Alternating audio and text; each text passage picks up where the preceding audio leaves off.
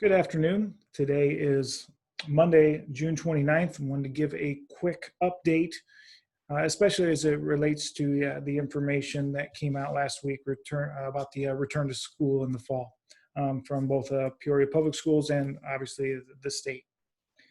So I'll give you a quick update. I wish I had gotten this out sooner. I would have liked to, but I could not. I was out at the end of last week, so this is the soonest I could reach out, but I thought it was important to do so.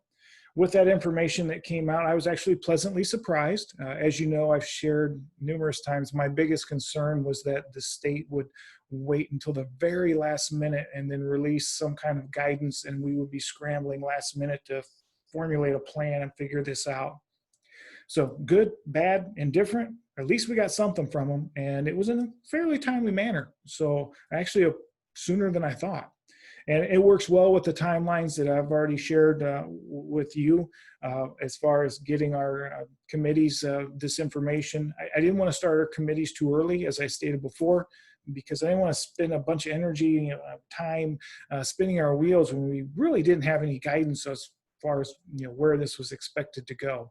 So at least we have that guidance. So our committees will start, just as I've stated all along, the week of July 6th and start hammering out some of the details of a plan for our district and give them a few weeks to do so. The week of July 27th is, I'm guessing, when this will be formally adopted by the school board.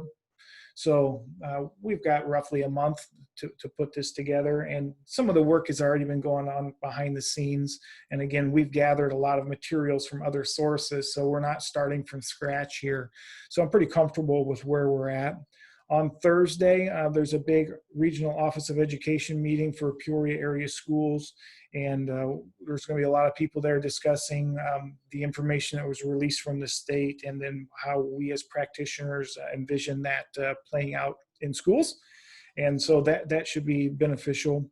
And then from parents, what I need from you, there'll be a survey coming out today asking you some questions. And I know, I apologize, you guys are getting surveyed to death, and I'm going to have to hit you with another one, but I promise you this one is very, very short, a couple minutes at most to fill this out, but it's really relevant information that I need regarding the start of school and some of your thoughts and opinions. So I think I know, I'm pretty confident I know, but I would like to hear from the parents, just to make sure that I'm not totally off base on some of these thoughts. And what those thoughts are this. As you know, Peoria Public Schools is looking at an A-B hybrid model.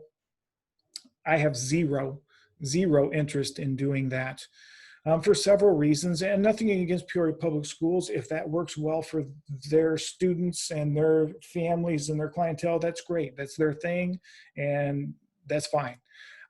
However, I look at our students and our families and the constituency that we serve within the Dunlap community, and I do a cost-benefit analysis, and I just don't see a much benefit in doing that hybrid model. So we will be returning to school fully in the fall, so 5 days a week, with, of course, some safety mitigation factors in place. This will not be a return to school as normal, like we've seen, ever since we've been in school. And I've said that before, so you've heard that as well. But we are not looking, or I will not be recommending this hybrid model. I've spoken with several board members, and I feel we are all on the same page with that. We want our kids back in school. They are best served when they're in school. They learn best when they're in school, but we need to be smart. We need to be safe. That's why we have these committees.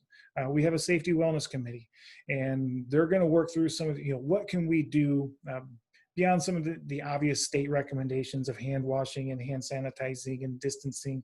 What are some of the other things that we could or could not do to make this feasible? I think another option that we have to be fully prepared for is going fully remote again. if we have a positive COVID-19 test and we have to close a classroom or a school or the district or the state again, who knows, we need to be prepared to transition back into that remote environment. Again, we did it the whole spring, so we've got a pretty good handle on that, but we'll look back at that spring plan and adjust it accordingly. The third option is looking at those parents. It doesn't matter what the district was going to do, whether it be a hybrid model, whether it be fully back in school, doesn't matter. They just don't feel comfortable, don't feel safe for whatever reason. I'm not sending my child. And that is their right. That is certainly something they are capable and have the right to do. With that, then as a district, we need to look at, okay, if that is the case, then how can we get services to these children? Again, that's part of the committee work. We'll work through those details. We don't have those answers yet. That's why we have committees.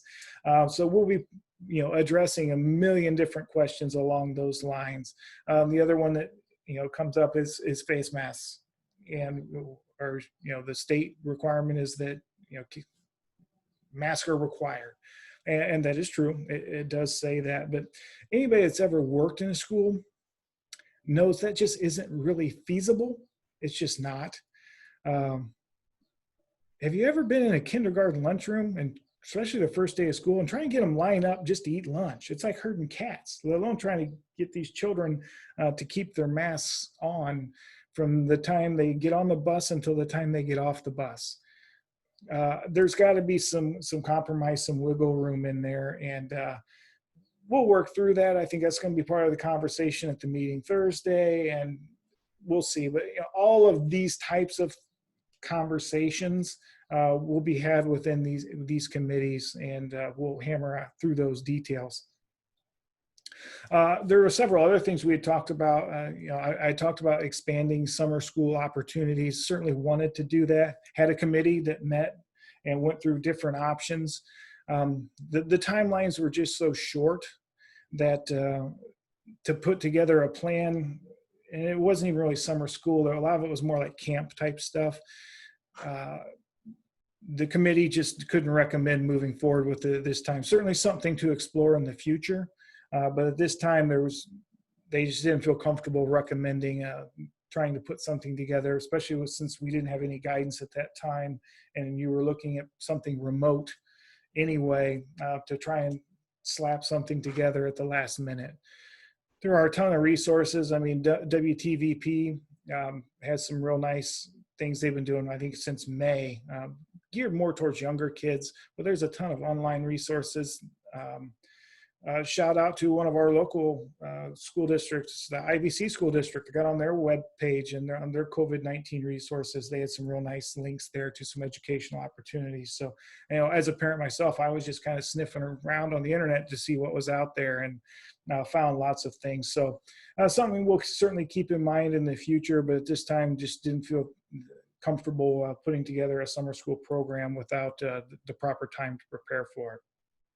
So again, just to summarize, we are looking at a full return to school in the fall, 5 days a week with safety factors in place.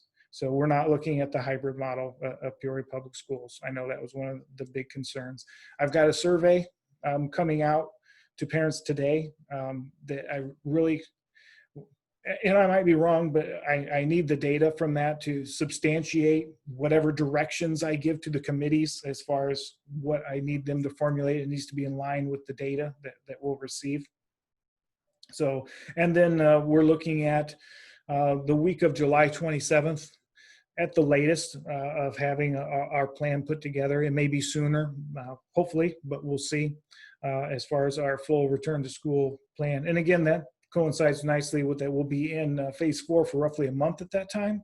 And so anything that comes from that time period, hopefully, if we need to make an adjustment, we'll have time to do so.